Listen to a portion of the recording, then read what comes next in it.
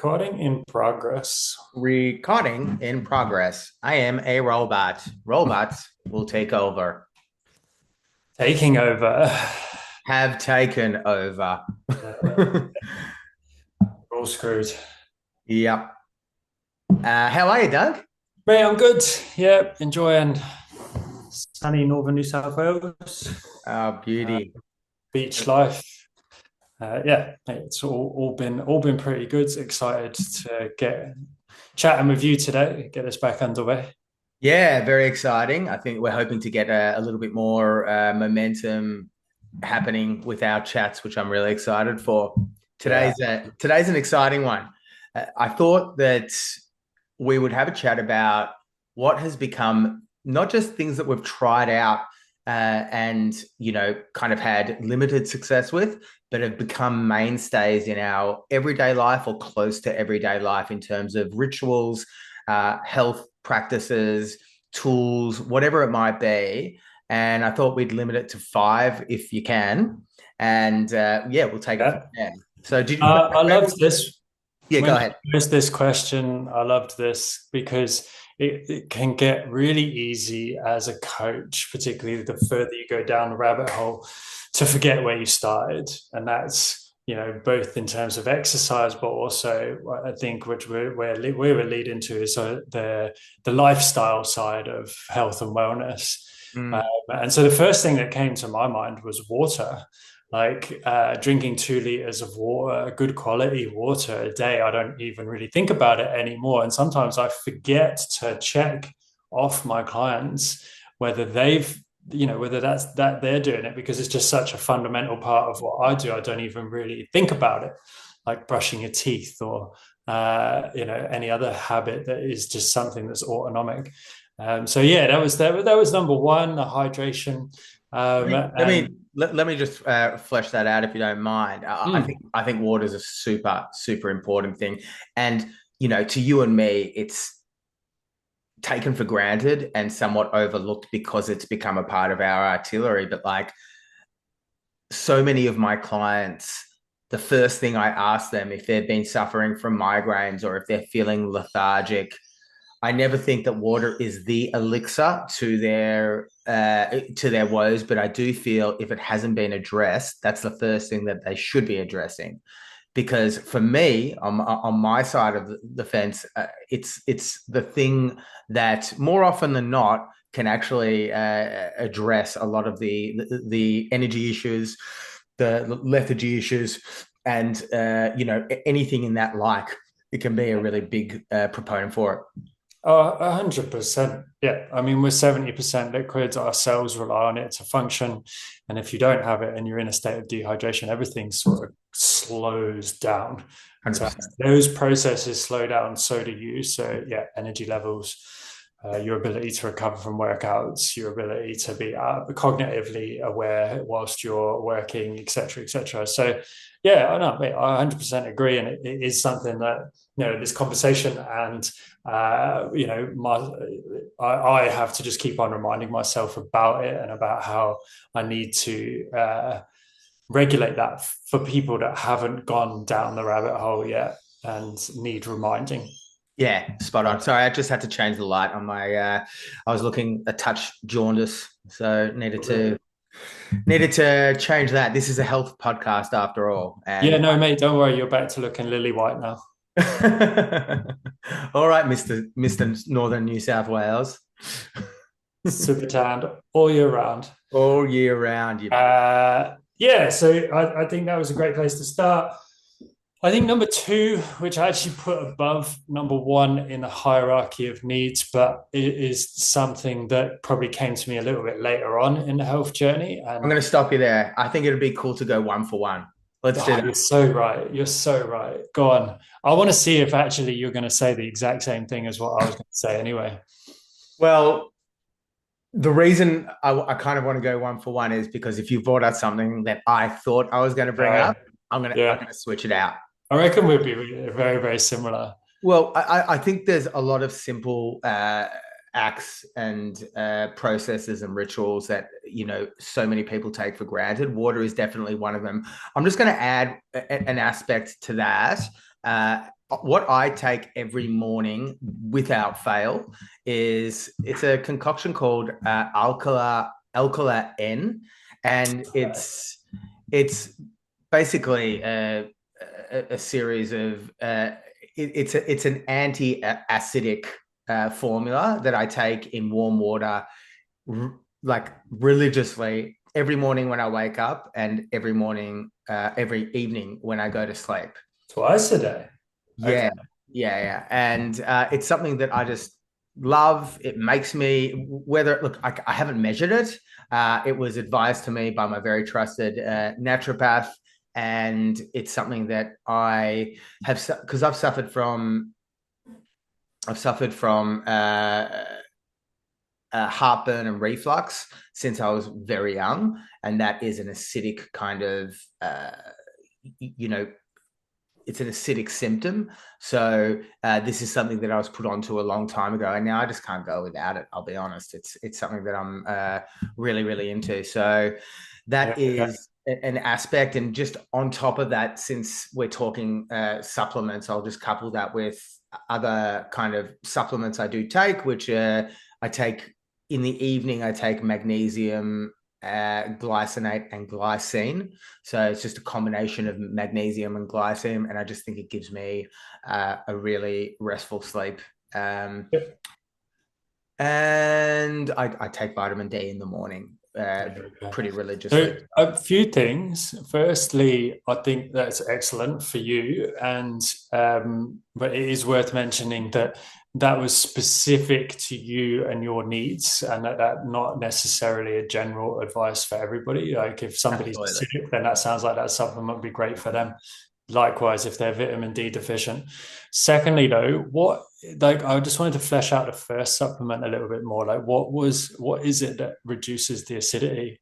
What does the supplement contain? And if you were to stop taking it, have you tried stop taking it? Does the reflux and stuff come back? No, because I take homeopathy to kind of keep that at bay. And that has been a wonderful way to be able to just give my body the resources to be able to give you a sense of where I was at versus where I am at now. Yeah, for sure. Since the age of 15, I couldn't go a day without taking Nexium. Right. Until a few years ago. And since working with this naturopath, I'm happy to name her as well. Her name's Vivian Kahan, and she's an absolute angel on this earth. Yeah, I know Viv. And she was up in Pottsville for a bit. Yeah. She's obviously got great taste as well. She's got great taste. And so I moved from working with her in homeopathy. I now take maybe half a Nexium a week. Okay. Oh, okay. So you're not taking it morning and night. Well, that's a different supplement. No. Alcala, and so Nexium is a pharmaceutical drug. Right. Okay. Gotcha. So that's an actual pharmaceutical drug, which I was desperate for reflux, and I was desperate to get off that. Yeah. Sure. Okay. I'm with you. Sorry. Yeah. So and this Alcala N in combination with the homeopathy has been able to give me the opportunity to now minimize this to a point where I'm at 1/14 of the dosage of what I usually do. Yeah. So that's really good. And I'll just tell you what it is made of. I'm just doing a little. So it's a powder supplement. It's made of sodium and potassium bicarbonate. So it's along with sodium citrate. Okay. So it's various different types of sodium. It's a pretty natural supplement that. Interesting. So I wonder whether if you put some electrolytes in some water, you'd get a similar effect. Question that I will give. Getting back to your hydration, like that sounds like something that helps hydrate your cells. Yes. Very, very possible. Which then might balance out the body. Okay. Did you have so apart from your supplement regime, did you have a habit that you've instilled?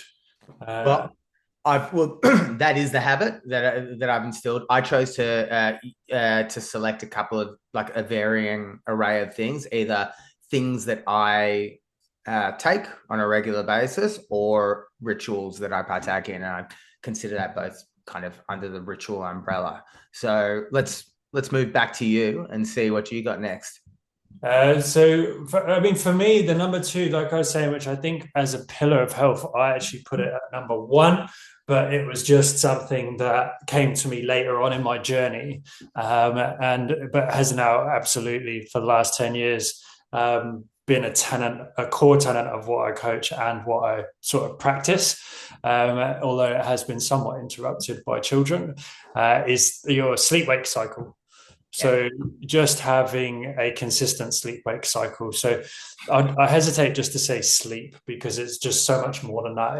It starts from the moment I wake up, getting outside, getting sunlight, reducing the amount of sort of things that would lift me up and like caffeine, stimulants throughout the day, and then winding down in the evening. So reducing the amount of light that comes in, light information that comes into my eyes, making sure I've got a bit of a routine for going to bed and then going to bed at a consistent time so that my body isn't in this constant state of flux, fighting a quasi jet lag and aiming for between 7 and 9 hours every night and sort of planning backwards from the time that I need to wake up to the time that I need to go to bed. And I have just, yeah, I think that's a transformational habit for everybody that I've come across.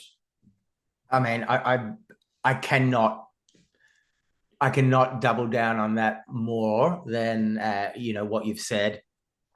And even if I didn't have even if I didn't have this in my original toolkit, which I did, I'd have to bring it in because it's such an important. And we talked about this on so many We've different. spoken about this at great length, haven't we? So we probably don't need to delve into it too much. But yeah, those are the first one that popped into my head when you sent through the question. I was like, water, just because it's one that I forget that I even do now.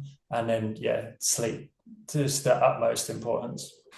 Sleep super important, and that also comes to like the supplementation that I take, and I do cycle it, at night time to be able to enhance my sleep process. But once again, just touching on the things that so many of us take for granted, things like being in touch, which you've talked about with sleep waking cycle, being in touch with the natural sunlight throughout the day. So many of us will just neglect natural sunlight because it's convenient and we can easily live our entire lives just being under fluorescent lighting. Yeah. And that can follow on to the evening and completely mess up our sleep wake cycle and our circadian rhythm. So something to really, really be aware of. For me, if I can get outside as close to within an hour of waking up and being in touch with that light, with that natural light, and then likewise on the other side of the fence, minimizing as much fluorescent lighting when I just before I'm going to sleep. So Yeah. lowering the overhead lighting, having very, very dim lighting. And if you're watching TV, well, I watch TV at nighttime, and I'm not going to deny anyone that No. privilege and joy. Yeah, yeah, totally. Just manage your way around it and understand the mechanisms that are at play so you can scale it back if and when you need to.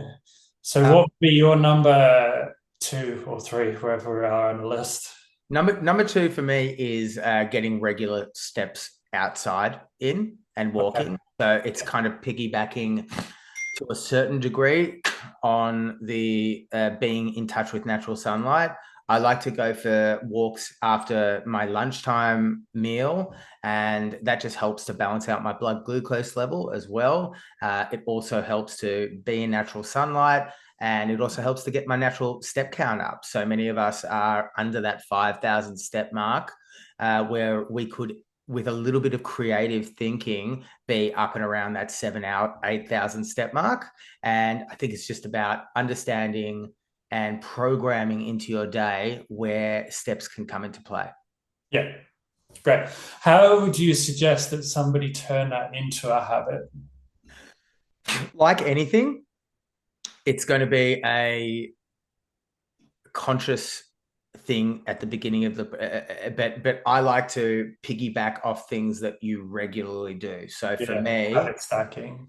yeah, it's just correct. It's just a simple form of habit stacking. That's why for me, after a meal, everyone has meals. We all eat.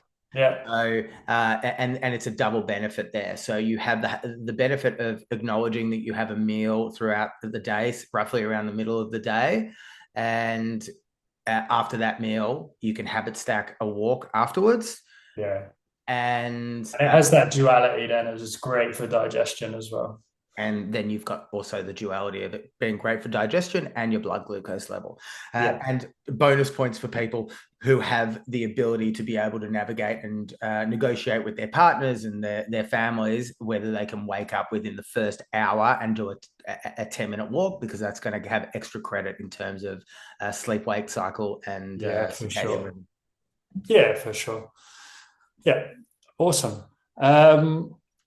My next one has probably more to do with exercise, in that I just it's now not it's a non-negotiable that I will do some form of movement, and it probably piggybacks off of yours a little bit.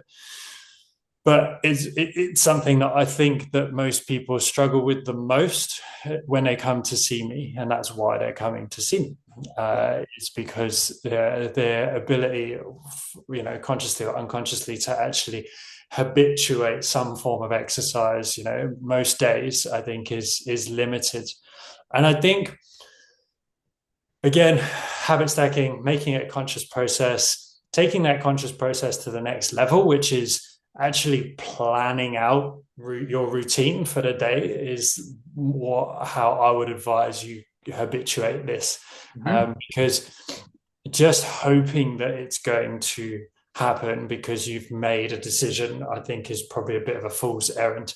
If you fail to plan, you plan to fail. So I think if you just diarize your week, have it so that you have 2, 3, 4 hours of that week blocked out to be able to do your exercise. I think even if you don't get the best workout in the world, it's something is better than nothing.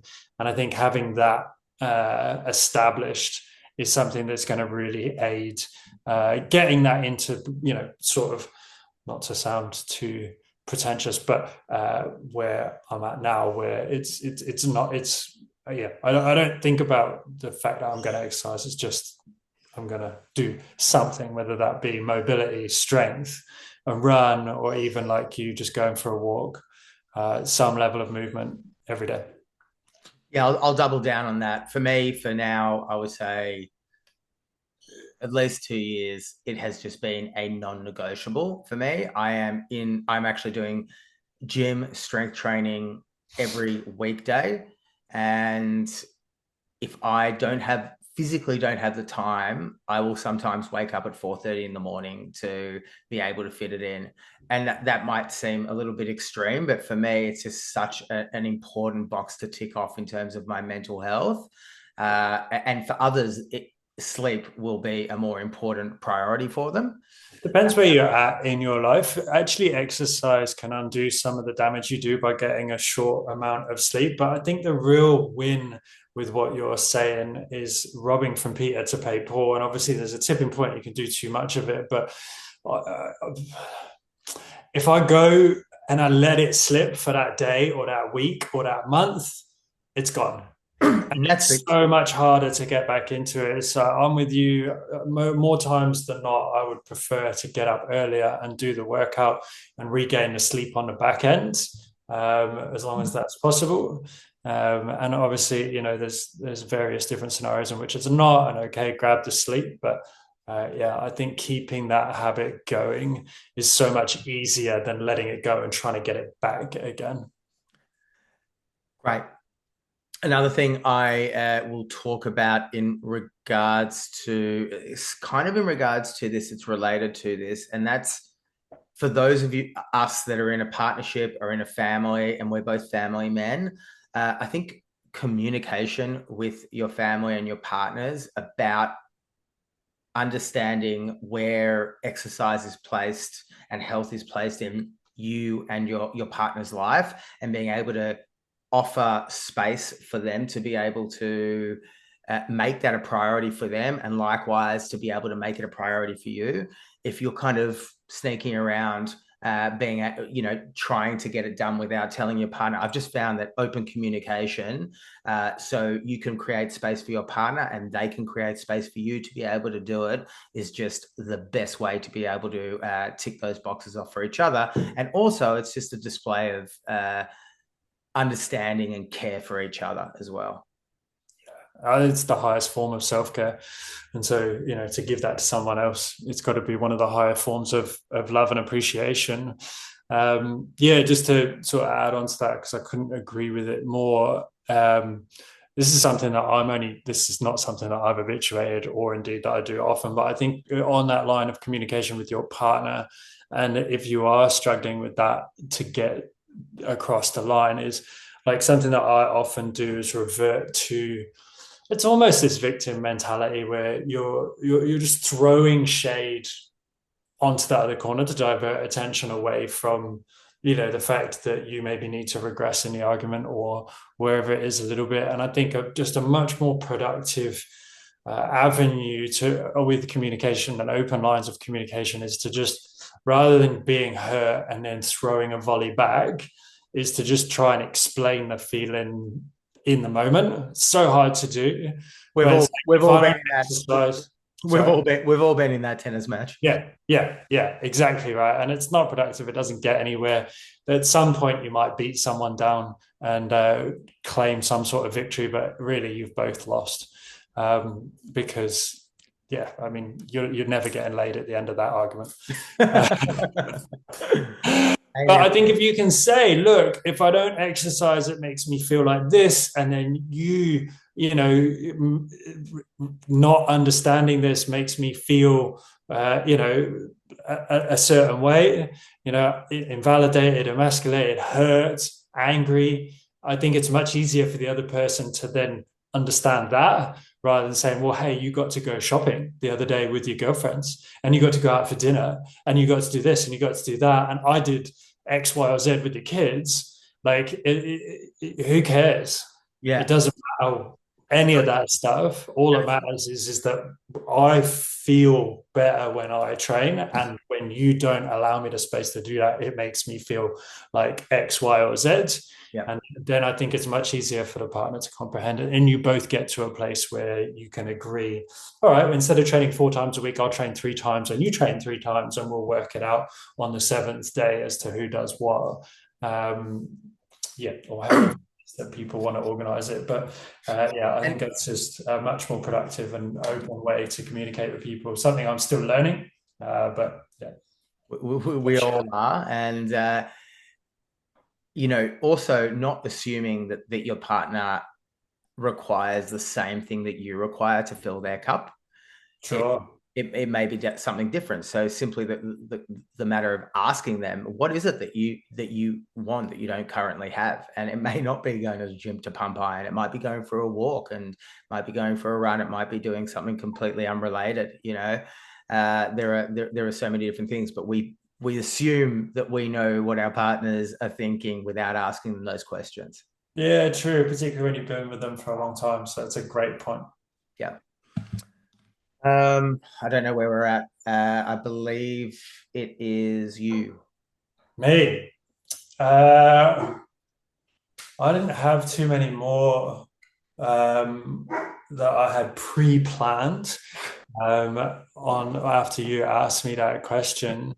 I think for me, I always hesitate to bring up my nutrition because I'm in a super privileged position in that I'm home quite a lot. So it's not like I don't have to do any big days of prep, meal prepping, food prepping. Like I can pretty much wing it and do it on the day.